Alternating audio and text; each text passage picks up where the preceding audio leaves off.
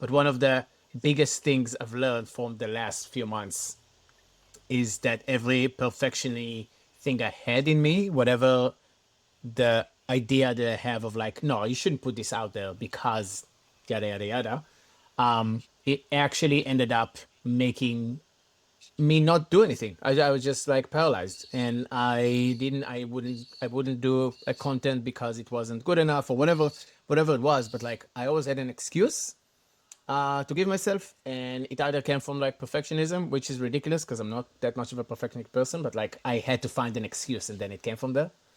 Or it came from like literally not having like maybe perfectionism was right at the time, like it wasn't good enough to put out.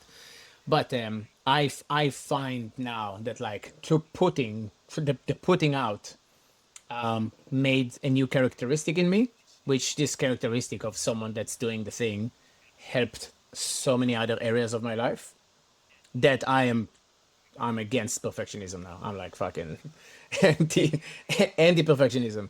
To release it with a shitty mix down, man. I agree. Like like not really, but you know what I mean. Like it's yeah, it's a big learning thing that happened to me, and I'm really happy it happened to me because making hard shit habitual makes much more difference than making one thing perfect, Agreed. if you know what I mean. For sure. So yeah. But yeah, anyway, so this is the start of the podcast, straight from the from the other conversation.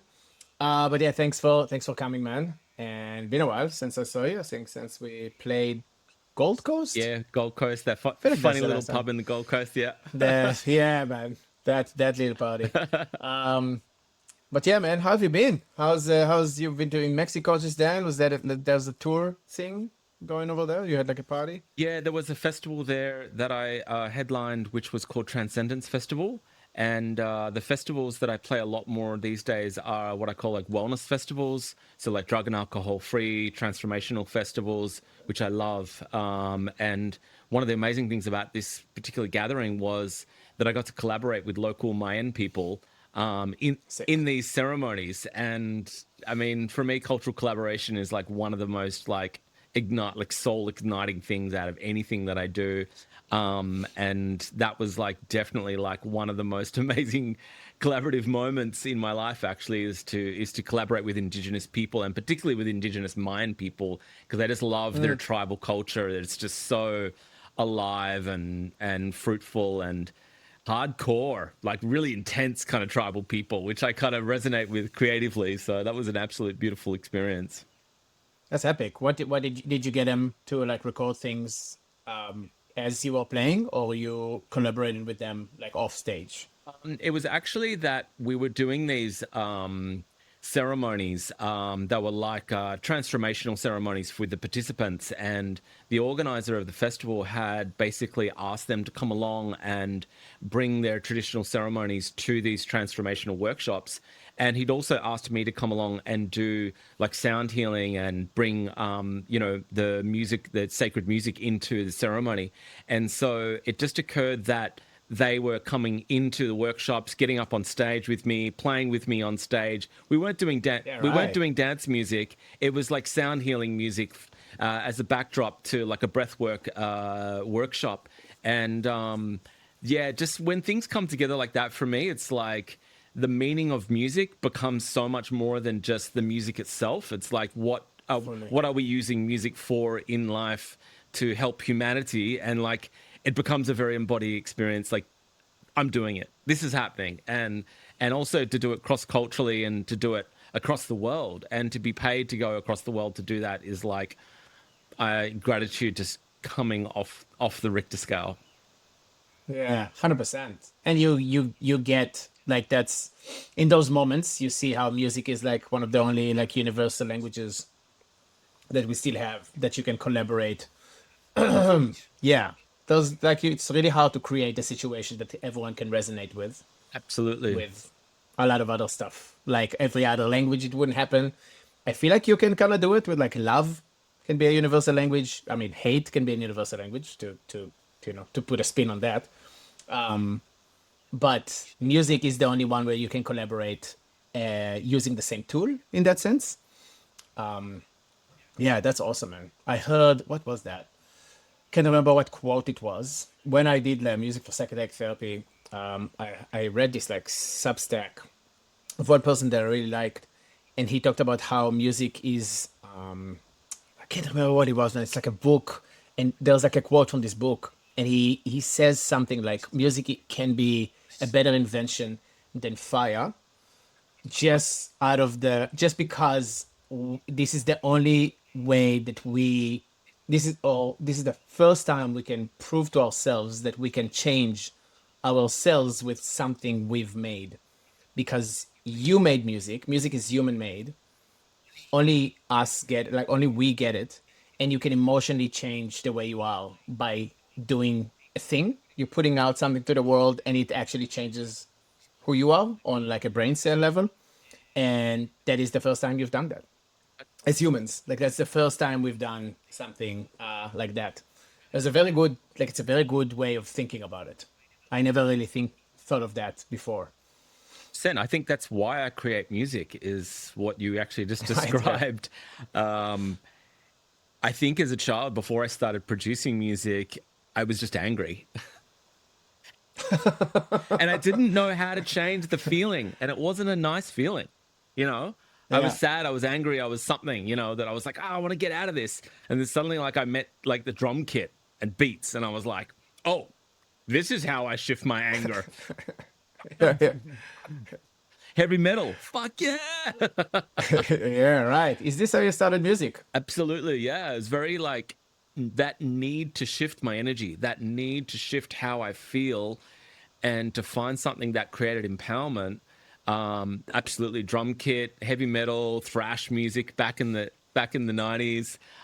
It was a really important stage to like learn how to feel a sense of empowerment. And to be honest, I feel like I'm still using music in that same way. But it's not just about using music, it's about the creation. Like, it's like what you said, is like when you decide that you want to create something, and then you realize that that is an emotional or energetic shifting tool, and then suddenly you get the responses from people out in the world coming back and saying, wow, thank you. Like, you don't know what it is that you're doing. And I think that there's a part of me that knows when I'm creating it, and when I feel it, I'm like, there it is. That's that moment that I'm looking for. That's the feeling that I'm looking for. But then that's just your own experience. So once you have someone else come along and actually share that they're also connecting in what it is in your music that you felt, then you realize, my purpose is, it's like I'm good. I'm in purpose, and that's really important for me, and that's why feedback is so important to music. Fully. Do you have that with old tunes that you don't like anymore, that you've made, Yeah. and people are like, this is your best music? It's like, no, this is my worst music. I thought I know what I'm doing. What do you mean? Like, I shifted here because it's better, and you're telling me that this is better. It's a funny thing, man. It kind of like yeah, it puts you in the spot, and you never know where your music will hit someone. Like, at what point in their journey they're gonna meet your music, and that's gonna affect their life. And it can be a track that you don't like anymore. I'm like, oh, I didn't know that that was of service of anyone. I wanted to take that off my Soundcloud. I was thinking of taking And that one yet, down. yeah. Nice, man. So you started drama, and then how did you get to electronic music? How did Temple Step come to be? Well, actually, before Temple Step, there was this group called Mantrix, which was a psytrance act that I played the electronic music scene in Australia for over 15 years in. We were Yeah, a live psytrance act where we would use like sequences and an electronic drum kit and synths, and we would create 100% live electronic music, tribal psytrance, and we used to play what year was this? Sorry to interrupt that. you. What year was That's this? okay. That was like I started Temple Step 10 years ago, and then it was 15 years before that that I was doing Damn, dude. Mantrix. So that's how long I've been producing for a long time. That's crazy. Yeah, that's heaps. That's epic though. Like, to do the live Psytrance act 15 years ago, like, that is pioneering, man. That's so, like, who did that then? there wasn't many of us, and people would call us crazy because it was like they would see how much gear we would bring. Like I would be bringing congas and djembes and digital drum kits, and my bro Richard, who's now, you probably know this guy, Interpulse, was the original. Oh yeah, Yeah, 100%. yeah. So Richard Hinkson was my original compadre, music brother, and we spent 15 years writing music together, and we used to write all this like Handy, I did. all this like like really unique psytrance. We used to bring use trance as like the structure, but I would like bring in all these different cultural influences. Like one time I recorded a whole like Brazilian batucada group, and we made like a Brazilian track. Sick. Then the next time we got together, because we used to also play heavy metal together, and then we did like a heavy metal trance track, and then the next one would be a different kind of culture, or a different, maybe some electro funk, sexy kind of vibes, like all just really sharing like just the exploration of different cultures coming together under the one kind of solid dance music, Australian electronic music sound, Yeah, that's so cool. I had no idea that had happened. And what happened? How did you shift from Matrix to Temple Step? Well, I had a child. Say no more. Say no more. I had a child, and when I had a child, I kind of, the bubble popped on like the reality of income as a solid providership as a father, and so I kind of like, not that I stopped writing music. It's just that I actually just, what it was my relationship to the people or the scene. And this is a really touchy subject, because I love electronic music and I love the Australian electronic music scene. And there was a part of me that needed to shift and grow beyond it, right? And Sure. the reason I needed to shift and grow beyond it was because I would see people hurting themselves on the dance floor when I was playing music. And the reason I write music is the opposite of that. I write music to empower people, to when they receive my music, to heal themselves and to feel empowered and to feel healthy and to feel great. And I would see people so off chops, so just hurting their relationships, hurting themselves so much in the electronic underground doof music scene, that I started to just kind of like go, it's not, the connection's not there. And so Sure. I kind of like changed genres. I went from Four on the Floor to broken beat, or, trance and psytrance to bass music, and started to connect more with the USA, and started to connect more with also. And then that was like one directional shift. And then the other directional shift was moving more towards, I don't really like using this term, but I'm just going to use it anyway, the conscious dance music scene. So drug and alcohol-free events, ecstatic dance, and which was actually kind of like a step down for me, because I'd been playing massive festivals to thousands of people. Yeah. But there was something about the spiritual connection of people being sober and coming to a space purely to dance, rather than coming to a place purely to party. And then they kind of like dancing becomes some kind of like thing that gets left because they're so high they can't even kind of like remember what it is that they're there to do, And so for me, like spiritually, moving more towards organic music festivals and events that were promoting music and dance as a health workshop, communing with music and dancing as a health workshop made more sense to me spiritually. And then I kind of had like a round two, if that made sense, a 100%. second version of self through Temple Step, which in actual fact I found I actually achieved a lot more than my first level of career development with Mantrix when I was doing Psytrance. And that in itself showed me that if I really truly tune into what it is that I'm, the reason I write music, or what my intention is as an artist, that a scene will actually grow around me. In other words, in the old school Kevin Costner movie, build it and they will come. If you don't make the music for, say, for instance, a ceremonial setting, you'll never be asked to play music in a ceremonial setting. But if you make music for a ceremonial setting, people will hear it and go, you're the person to play the music when we all drink ayahuasca. And then you're going to be like, wow, me? And they're like, yeah, because you wrote the music. So it's like that thing of like allowing your North Star or your intention as an artist to change and grow as it moves through life, which I've had many different incarnations as an artist.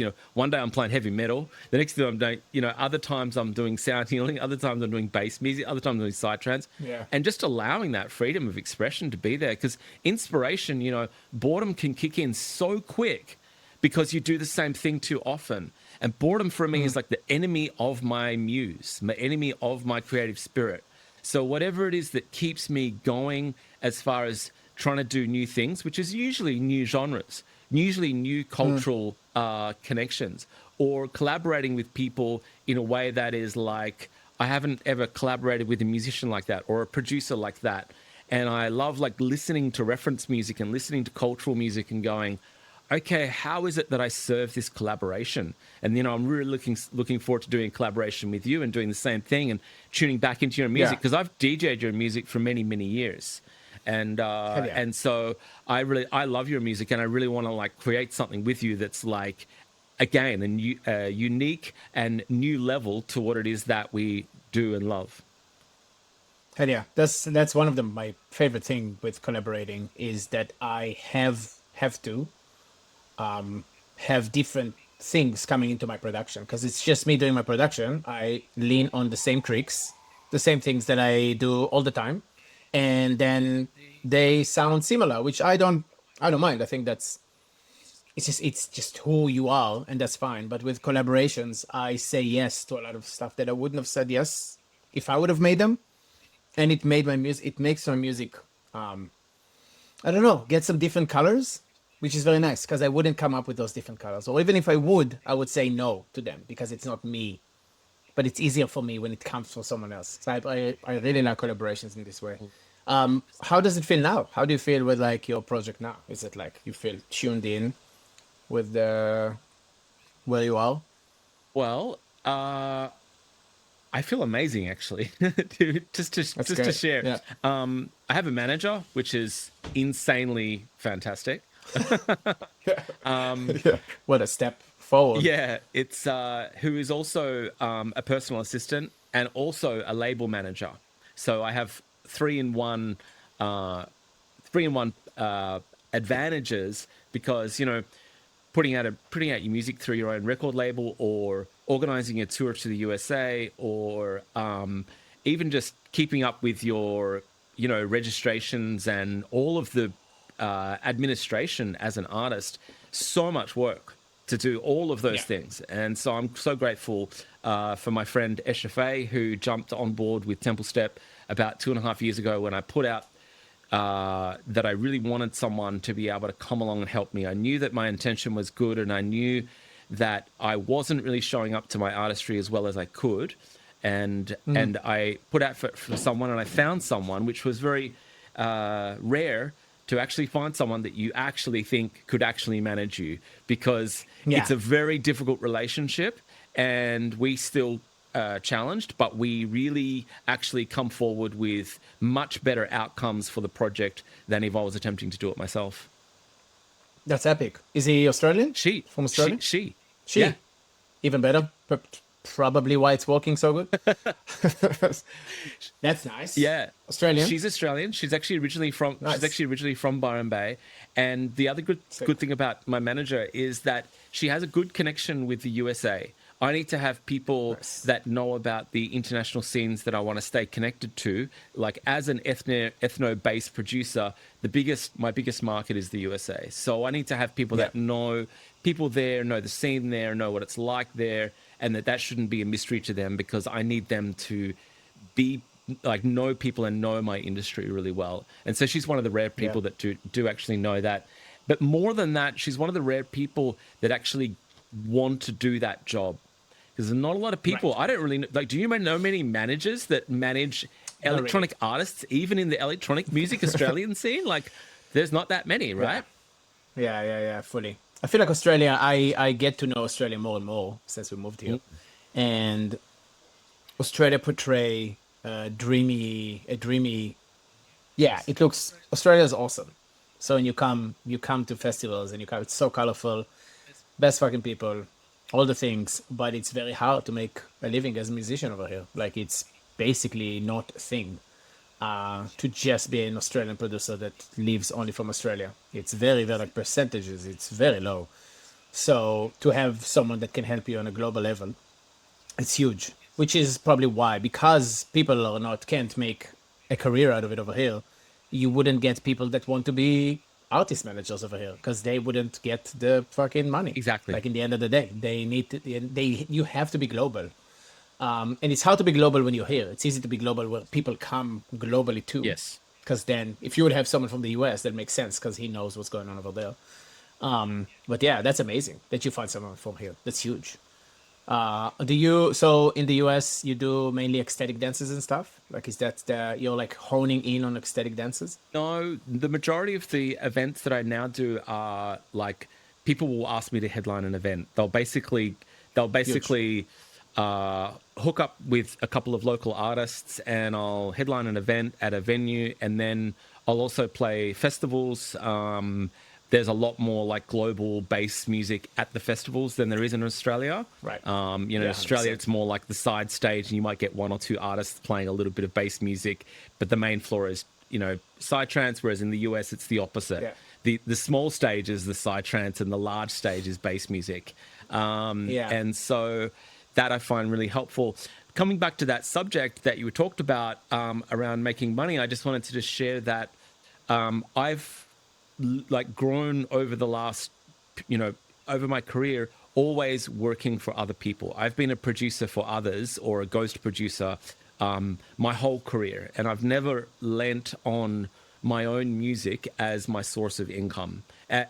Because of what you're talking about, like in Australia, in the electronic music scene, who really makes an income from gigs, right? It's like it's pretty much everyone's a really freaking high level hobbyist. Yeah. And the music here is amazing. Amazing. Everyone that comes out of here, I'm like, fucking yeah. I know so many new acts, especially in the psytrance scene, where I go like to festivals and stuff, and I really enjoy the psytrance dance flow, and the amount of like new acts that come every once in a while, and I'm like, all of this is good music. Like all of you guys are very good, but yeah, you have to be global, which is very far away. Global is far away from here.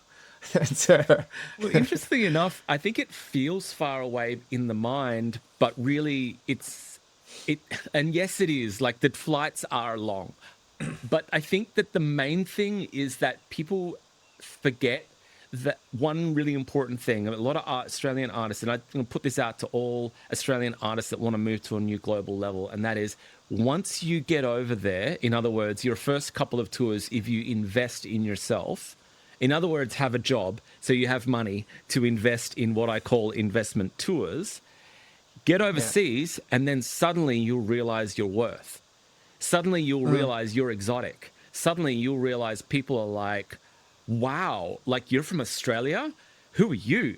And while we're here, we're all like, well, we're part of the, Australian gang, and we all fit in. We all get to play on stages, and it's super beautiful, and people super appreciate it. But when it comes to income, when it comes to getting paid well, the festivals don't have the money to be able to pay us like a lot of money. But when we're overseas, the festivals do. They've decided you're the overseas act. When Paula Bad brings over an overseas artist, they're getting paid what I'm getting paid when I'm going to the USA. Or, Sure. And so You're the rarity. I'm here. the rarity. That's right. And so I decided a while ago, I want to be a headliner. I want to be the one that's getting paid. I want to be the one that's getting paid the flights. I want to be the one that the event is being booked around. And for me, that once I decided that, and once I wrote the music for that also, I had to start writing the music for it. In other words, I had to write peak music, super intense, fucking like this will lift the party to its highest level music. And by doing that and getting a manager and having the money to be able to invest in my touring, like the first couple of tours, it cost me a fair bit, but I was willing to do it because I knew that the intention of my music getting out there in the world and really sharing and getting to more and more ears would occur. And that's what I think that my heart's desire is like, how can I transform humanity with my music? And that's why I'm going to throw my own hard-earned money down to make sure that happens. Yeah. And how do you, and like your best, I think the best way for you to convert strangers, like strangers into fans is through shows. Yeah. If you have a good product, if you have a good act, whoever didn't know you before would be like, who the hell is this? And they will follow you. So that is probably the easiest way to do it. I mean, the easiest way to do it is probably social media. But will those people come to your shows? But so yeah, like that is what I'm learning with the social media thing. That like you can convert strangers into fans if you like, play a certain game. Like if you know who it is that you want to lure into your world should be portrayed in a certain way, which is the similar thing for your music. Like your music will work best over there. And when you're headlining, even if it's a small event that you're headlining, you're still the headliner in the best spot in the festival, and all those people will have their peak experience in your set in peak time.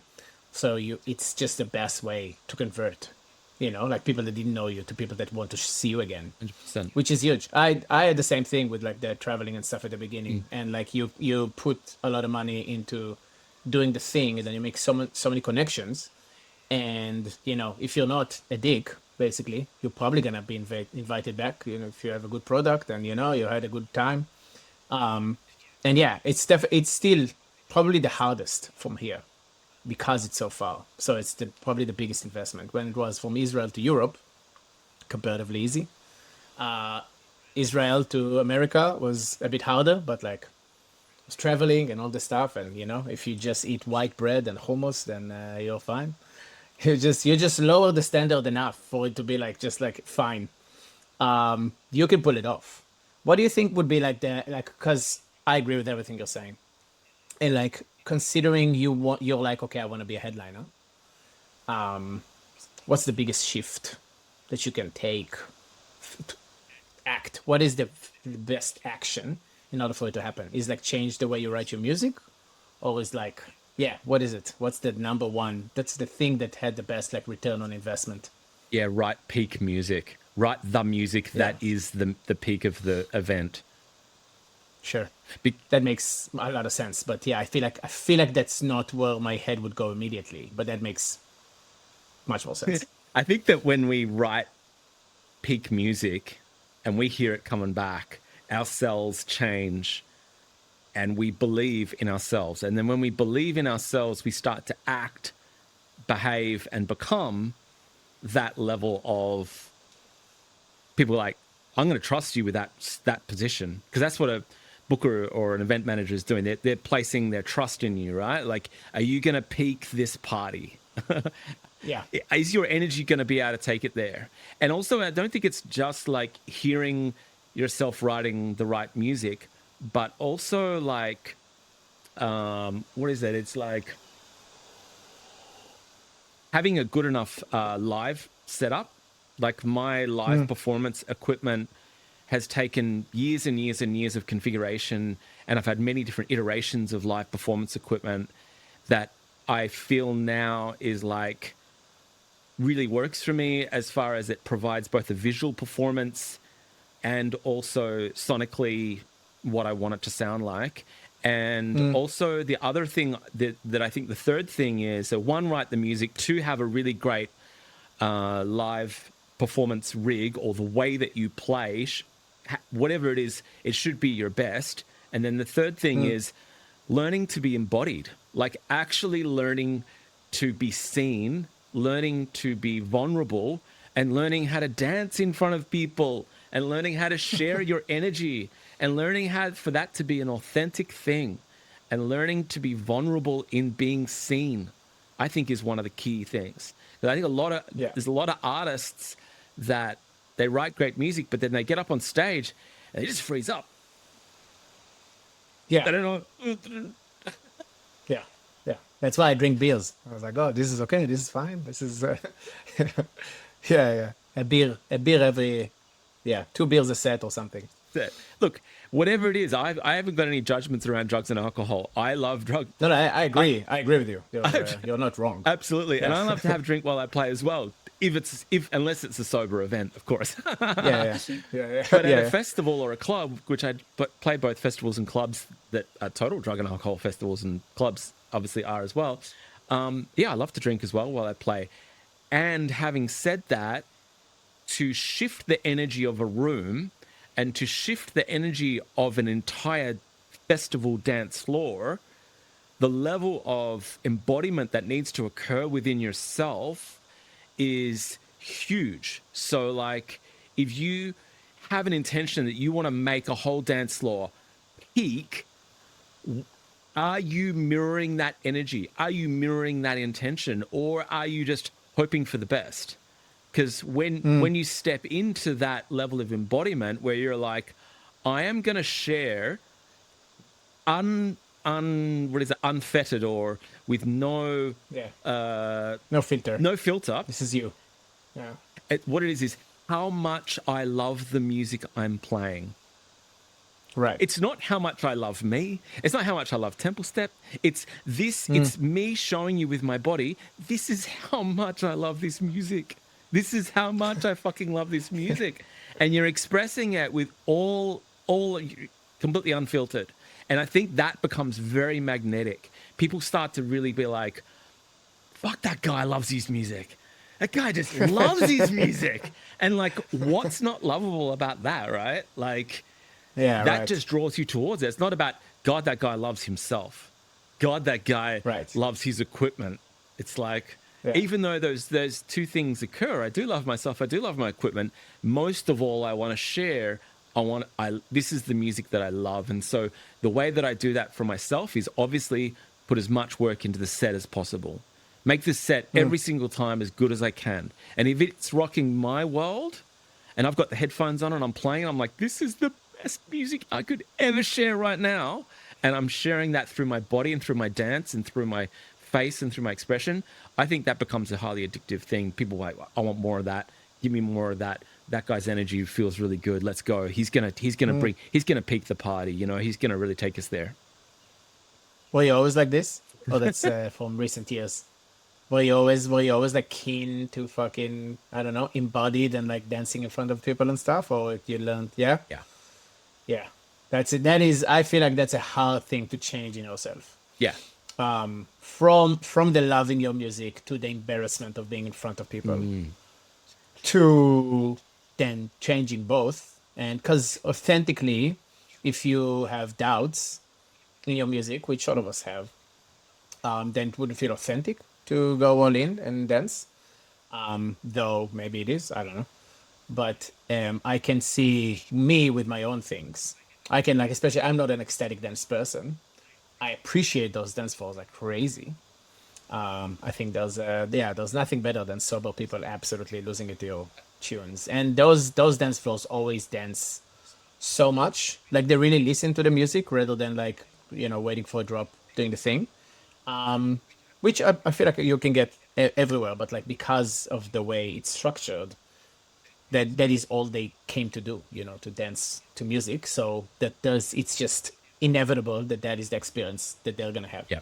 So I love it. But like, I don't remember who it was who told me that, but like, they talked about, I think I heard like a podcast of how, like, if you would put me in a room alone with a mirror, and I'll do something that's like flamboyant, to do with my body, I wouldn't do it. And I'm alone in a room and no one would know. Do you know what I mean? Like, there's a gap.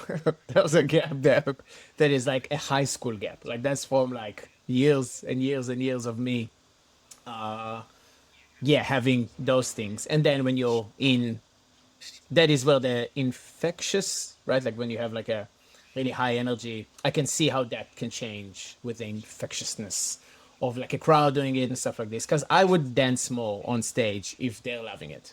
Right. Do you know what I mean? Right. But if I dance more and they're not loving it, I'm like, I'm just gonna stop dancing. This is embarrassing. Do you know what I mean? Totally. Like, it will 100% happen to me. And I feel like that is as well. I guess it also depends on the set that I'm playing. Especially when it's like the slower Tribone stuff. Like, it's not as danceable. So I get it. And then if I start my sets like this and it's build up, so like my confidence also builds up with the set, and I can see myself being more and more comfortable as the set comes. But I think about it a lot. I remember can't remember where we were. I think we played a Melbourne show years ago, And my friend was not feeling it. And he's like, is it fine if I just wouldn't feel it on stage? Like, I know they're paying me to do the thing, but like, that's not authentic. I'm very sad today. Like, he didn't have a good day. And I'm like, I think you have to. Like, you have, they pay you. You're supposed to perform your music. Like, I don't know, but like, I think you have to do a thing with your hand at least, something.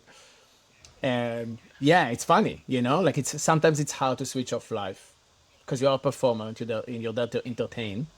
So you have a bit of a duty on that level.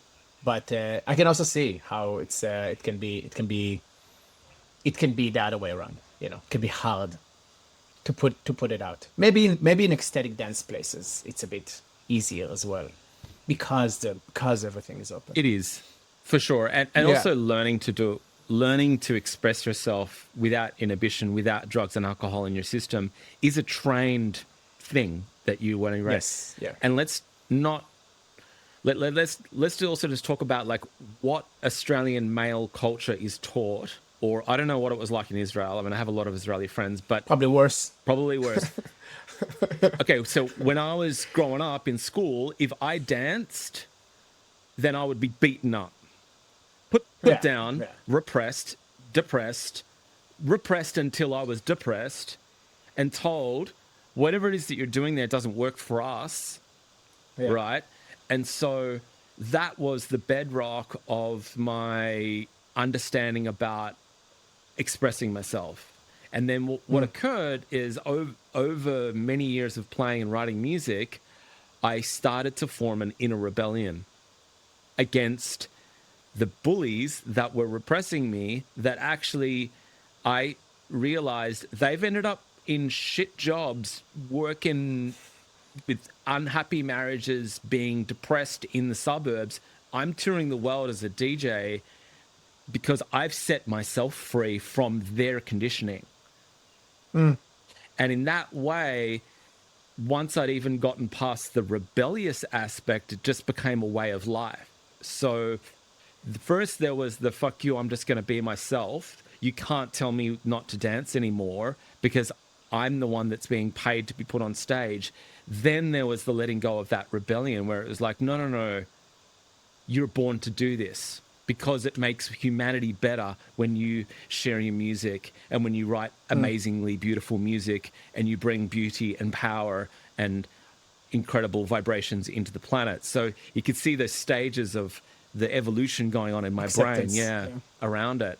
And so, yeah, it's a really interesting journey. Yeah, 100%. I feel like it's also like each in their own on that, but like the being fine with whatever it is that you do after childhood happens is it's or reverse, like it's always like it keeps coming, going, and then you notice another pattern and you need to fix that pattern or not, or you're like just fine with that pattern. But yeah, it keeps going, isn't it? What's next for Temple Step? What are you up to? Well, at the moment, we're working out whether to renew a USA visa. So I did a 1.5 year visa and I toured 5 times in a 1.5 year. Sick. And obviously rinsed the most out of I could, because once you got that visa, it's a very expensive visa. It takes a lot of work to get, you know it. And so we're working out whether to renew for 3 years. And that's a really big decision because it's like probably about $10,000 to get it renewed. Right. And so imagine 10,000 US as well. No? Australian. Really? Yeah. Oh, that's cheaper than I expected. So like for that base level cost to become before you're actually touring, it is like you got to have a lot of gigs to kind of justify in your brain making it worthwhile, right? Like, Yeah, 100%. but of course, like reality is you don't know that they're going to come. So you have to just believe. You have to just believe that they will.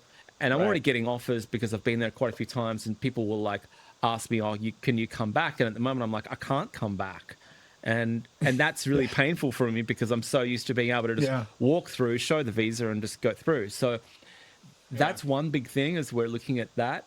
The other things that I'm looking at is also just like, I've been building a record label for the last about 6 months with my label manager, but it's not so much like a label where I'm like wanting to get a lot of other people's music through it yet. I've just been building the system for it before that would happen, because the whole music business and labels and everything like that, I have been through a lot of labels myself, and I've seen labels that I think did really work for me, and they were a really authentic stepping stone for myself as an artist to get my music out there. And I've also released with labels that are the opposite, where they were just like, take the music, 50% cut and nothing, and like one post on Instagram, and not even a post on Instagram, and just like really, really bad, like, we're the label, and we're so cool and all this kind of stuff, and you should be lucky to be getting through us. And it's like, what, we gave you 50% of the money from a track, and it was not even worth anything, So I guess I'm just in a space where I'm like considering whether I want to actually start releasing other people's music through the label. That might happen. I'm also continuing to diversify my offerings. So I've also been doing a sound healing offering with my partner for many, many years. And I love to, when I go to festivals, do a temple step dance set, and also do sound healings at festivals as well. And I think I'd love to continue to build that out as an artist, because I feel that it's so good for the nervous system to have both extreme dance music and also like really meditative music, like to create meditative music that really just like brings you into a state of stillness and really regulates your nervous system, which is quite the opposite of the dance music, where it's supposed to actually activate the nervous system and really kind of kick you in. So that's definitely a big part of the journey. I think for me, it's always just a refinement of music as well. Like, how can I make music faster but better? Right? Amen. Amen. Amen.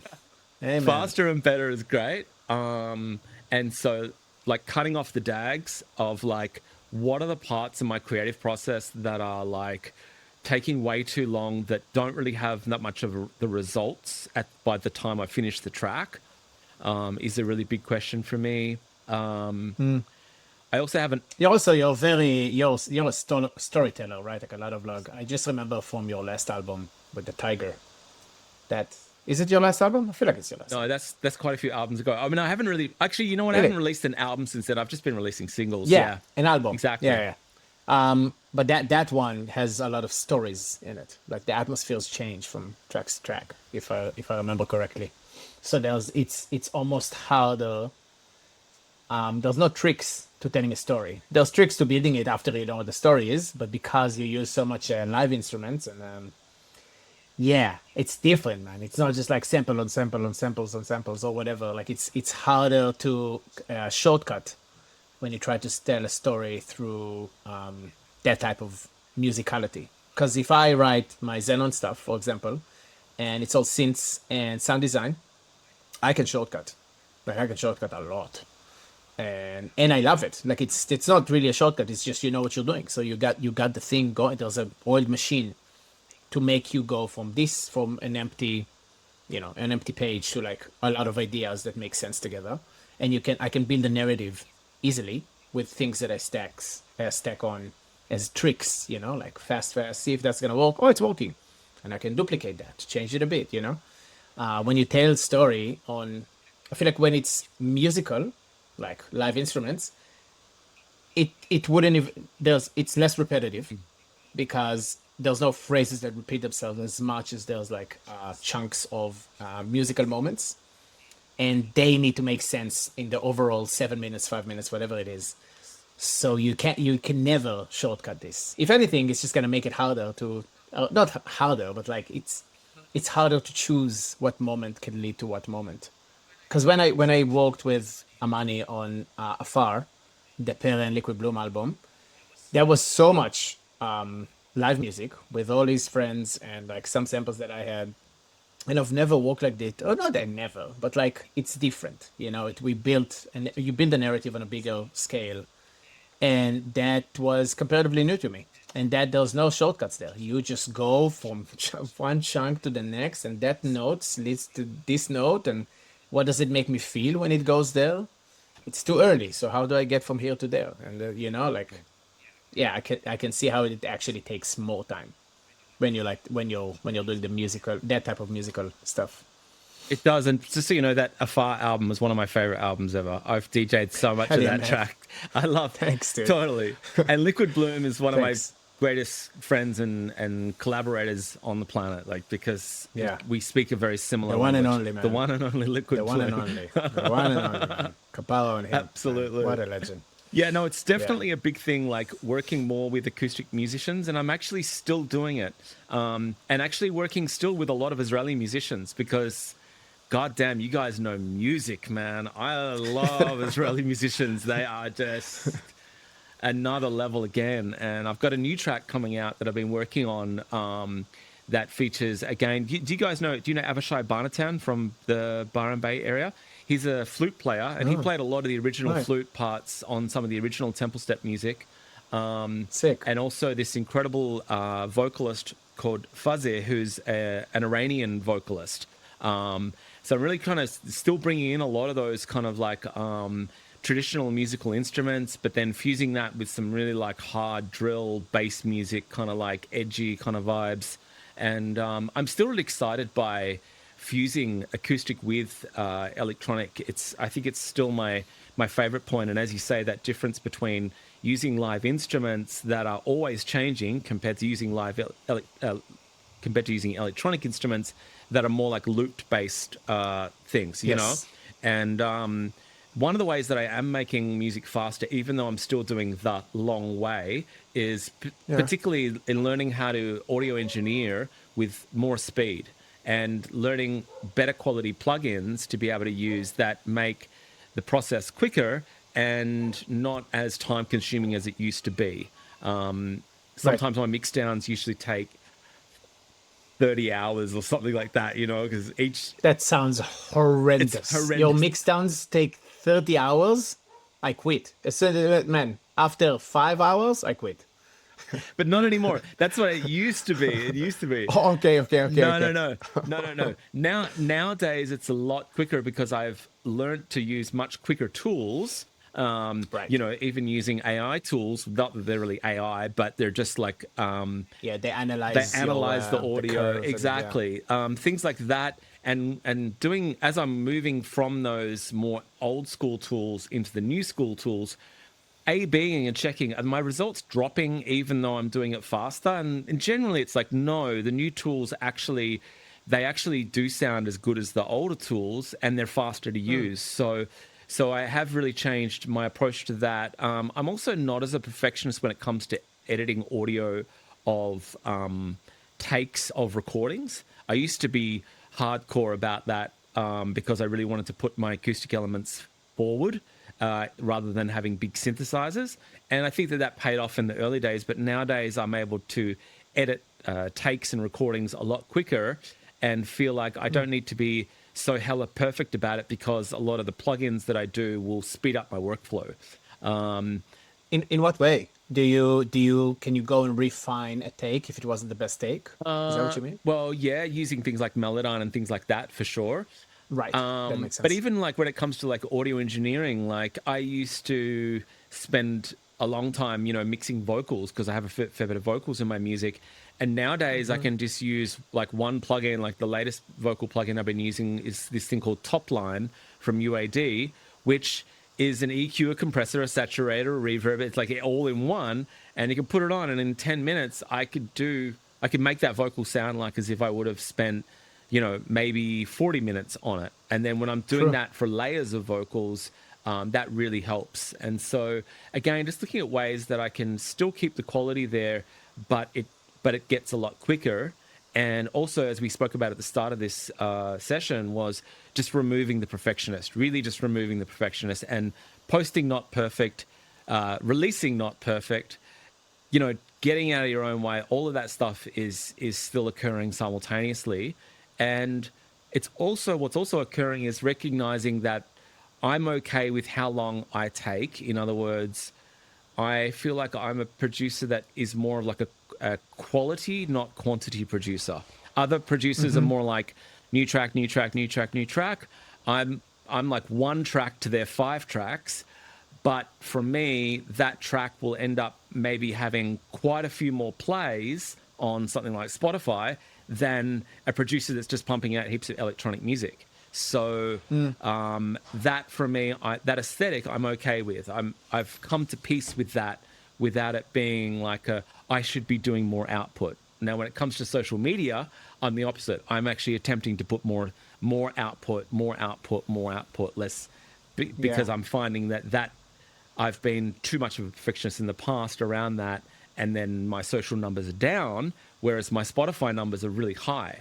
Like I'm sitting at Right. something like 178,000 listeners a month is like really good compared to a lot of the other artists, even that are headlining higher shows that I'm playing. I got sometimes twice or 3 times as many Spotify plays, but then you look at their Instagram numbers and they're way higher. So it's like, Yeah. okay. We got to share the energy. We got to share my time. We got to share my focus, and share it around a little bit more rather than just the detail of the music. Yeah. That's one big thing that I understood in the last like half a year, how much people would want to connect with you, not only your music. And then once they find you on Spotify, they will go to Instagram. That's just the way it is, or TikTok, or depend on the age or whatever. But for us, probably Instagram or Facebook or whatever. And then they want to see someone that they can connect with on a personal level. They want to see, I don't know, if maybe they want to see what you have for your breakfast. Maybe they're the type of those people. Maybe they just want to see your setup or the story behind your album or shit like this. That's like just on a personal level. Who is this person? Which I've never allowed, like not allowed, but I just never really cared for like a decade of doing this thing.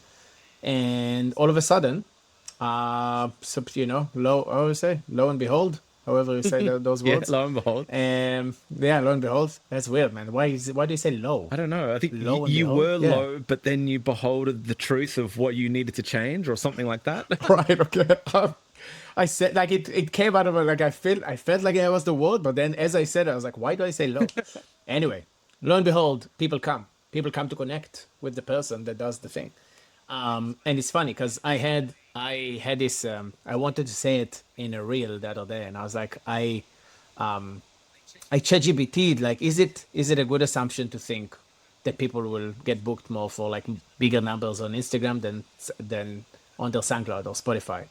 Like I was just like I debated him one one night. I was like, I wonder if that's a thing. But what about this? But just like I just wanted to brainstorm it, and like there was a lot of like so many more good points on someone that has a bigger following on Instagram than someone that has a bigger following on their SoundCloud or Spotify Absolutely. streams to get shows, which makes heaps of Yeah. sense. It's just funny. It's just very different from before. Yeah. Before we all grew our SoundCloud, then we all grew our Yeah. Spotify, and now you need to grow. I mean everything, but yeah, social media is just so important, isn't it? And luckily, you don't need to fucking tweak a post for 30 hours. You don't need to mix down a reel. Exactly. You don't need to. Exactly. You don't need to do that. You can just you can try and make it quality, and they'll probably get more non-followers to follow you, Yeah. which is a whole other art you need to figure out. But like that is at least it doesn't take you those amount of hours, to do something that can help your brand so much. It's funny to be in this place now where you're like, you have another thing to learn, even though you didn't want to. I'm pretty sure none of us really wanted to learn this. But I think it's a very healthy behavior to have now, to know that that is a big part of what you want to. Can't remember the sentence, but like if you need to do it, you want to do it. Is a very short way of saying a better sentence. But yeah, it's good that you want to do it. I don't know how you were before with social media, but yeah, it's a very good place to be when you want to do the thing that will help your brand. Well, you're an inspiration for me. I've watched you. Yeah, No, thanks. you are, and I've watched you change in the last year, and it's been an inspiration to be like, okay, so if other bros can do this, I can do this too. Yeah. And what? And I am so much more embarrassed than you as well. Like I have a lot of childhood things that obviously you've overcome in your in your head. So yeah, but thanks, man. That's nice. I'm happy. I'm happy. I get more feedback now from people, and it makes it even nicer. And even the people that don't say, or even the people that lie to me, and they're like, "Man, I really like what you're doing," and I was like, "Do you? I thought you're gonna laugh at me." That's then it's still empowering, even if it's a lie. I don't care. Like it doesn't matter. It's I'm happy that the algorithm put me in front of them. Yeah. It means it's working, and I understand. I understand. This is you have to do the thing, and you have your own bar of cringiness. There is a bar. There is a bar that is inauthentic to who you are, and you probably need to reach it at some point. And I keep pushing it further and further, which is probably the same thing as like, you know, dancing, even though the bullies told you not to. Yep. You're posting, even though your brain told you that that's lame. Yep. Same thing. Yeah, absolutely. I do find having like raising my production bar, in other words, having good microphones, or the other tool that I got recently, which is allows me to record everything from my audio interface. And when I have my microphone plugged into my audio interface, it records everything and it goes directly to my phone, which is just a thing called an iRig stream. Yeah. Like raising my production quality helps me to feel better about what I'm saying, if that makes sense. It's like it's 100%. weird. 100%. Same with your music, I assume. Yeah, exactly. When it's like it's good quality, I would be better. It'll be easier for me to say yes, I can release this because you put all of you into it. Absolutely. So yeah, I completely agree. Absolutely. The challenge for me now, what I'm looking forward to, what I'm moving towards when it comes to social media is working out what it is that people want to know about me. And maybe I can just ask you that question. If you were a person that happened to like Temple Step or didn't know about Temple Step, what would be the thing I could share more about myself that would make you hit that follow button?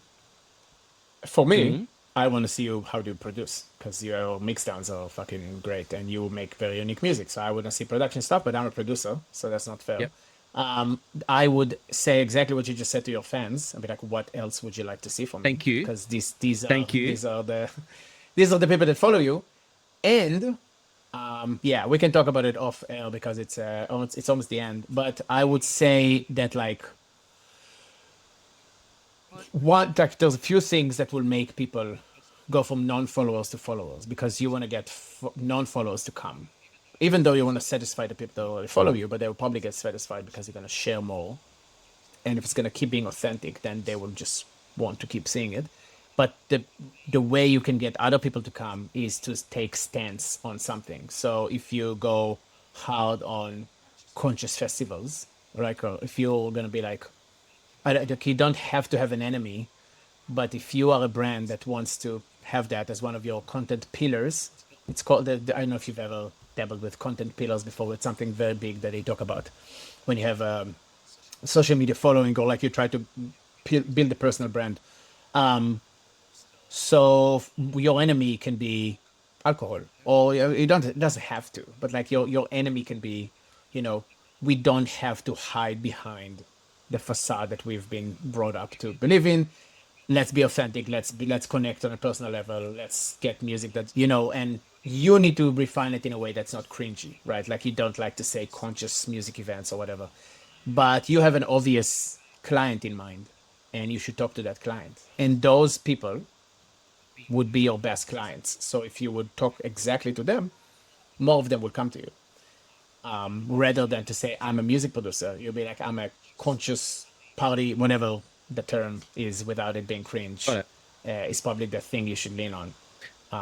For me, for example, I am against the old way of doing things. And my enemy would be put an album tour. Like you need to do more than that now. And I want to provide tools of how to do more without actually working a lot more. So my enemy would be the old way of doing shit. Because we're not in the same place now. The world is very different. And there's bajillions of us making amazing music. So yeah, anyway, there's a lot to it, but that's something that I would do. Thank you for sharing that. And that makes sense why I consider my social numbers low, because I'm not a person that takes a stance. I never speak out publicly and say this side or that side. I don't like people that do that. And I Same. and I don't, particularly when it comes to political stuff, it's just the worst. And or stuff about war or stuff about Yeah, yeah, anything yeah. else is like, oh man, like keep it away from me. I'm not a part of I'm not a this. part of Yeah. this, Yeah, yeah, yeah. But I realize now that that's also that I can find things to talk about that are important to me and that I need to share about that. So I agree You don't have to be anti something to empower the other side of it. through that. And if you would just go in on the one, two, three content pillars that you would like to share, hopefully you'll have production there because then I'll follow your way. Like I wanna, I wanna see. But for if you just want to go fans, just you want more community around your brand. So there's a lot more to talk about. Like there's a lot more to talk about, and you don't have to say fuck alcohol in order for you to say I love being sober. Obviously, you're a person that have a beer as well. Like you're not against alcohol, but like you don't have to have an enemy, but you want to have a side. You want to contain a certain crowd. Thank you. It doesn't have to be niche. Like I don't think I think the numbers are when you're not niching down. But to bring people in, it's easier when you're niche down because those people will come and then you can get broader and broader and broader and broader. Thank you. That is what I'm learning from capitalistic pigs that I'm listening to that are very good at business.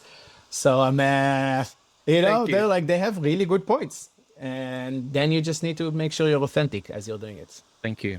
which is the biggest, it's a big thing for us. Can I get one thing from you? Please. What's the number one advice if someone's starting right now in this world we live in, and he's starting a music production? What would be the best return on investment, like the best like thing they need to do to themselves to make it? Make it or make good music. Let's go with both. Can you give me one thing for this, one thing for this? Okay. So to make good music, bar none, really good sample libraries, really good virtual instruments, and really good patches. Spend money on all of these three. Make sure that you have the best sample libraries in your genre, the best, patches created by the best artists in your genre on the best virtual instruments so that when you sit down to write, you're not using stock content that is designed for any genre, that it's specific, that your kick drum, or your snare drum, your bass sound, your vocal, whatever it is, your flute, your da-da-da-da-da, is really high quality because that's going to help you really quickly. So that's the first one I would say. Amen. Yeah. Second thing is get other people to mix down your tracks when you're starting out. Just write music and get other people to mix them down and master them. Don't try to do that part yourself. Learn audio engineering over time, and then when you've learned enough, then start mixing your own tracks down. But if you want to start getting tracks out early, learn how to write them first. Get other people to mix and master. So that's the production side. Amen, dude. Amen. Amazing. The second thing would be, as far as like building yourself as an artist, recognize that you're here at service to humanity to bring the music. So recognize that you are a person that has an important responsibility. And when you take that responsibility on, as in, I'm going to be the one that's going to be bringing the music tonight, and this tonight is again and again and again and again and again and again, is that you only get one shot. Every time you get up and play, you got to make it the best you can. And that energy that you put into every single set will create the next one, will create the next one, will create the next one, will create the next one. As far as being seen and being heard, I feel like that kind of like spurs everything. Is that if you lax or if you relax or if you just like chill out and think that your set's going to be good, but it's actually you could have put more work into it. In other words, if you got off the stage and you said, I could have made that way better, then make sure that you make it way better the next time. And never get on that stage unless you know it's your best set ever. Because when you know that, people experience that also. You dance like that, you share like that, and then people are like, I want more of that guy. He loves what he's doing.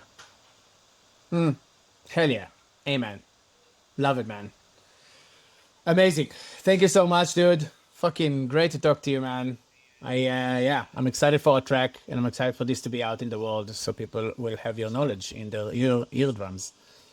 Thank you so much, man. Also, just one shout out to the Kalia Give it to Scintilla, me. the Kalia Scintilla music production retreat coming up Hell yeah, dude. soon. It looks like I might be coming in, just dropping in to just help out and support.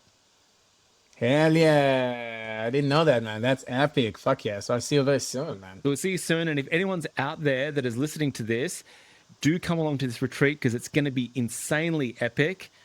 And we just madly respect Yagon, Kalia Scintilla, Makaba as an incredible teacher. He's got an amazing system. So yeah, if you're thinking about coming along, there's a couple more slots.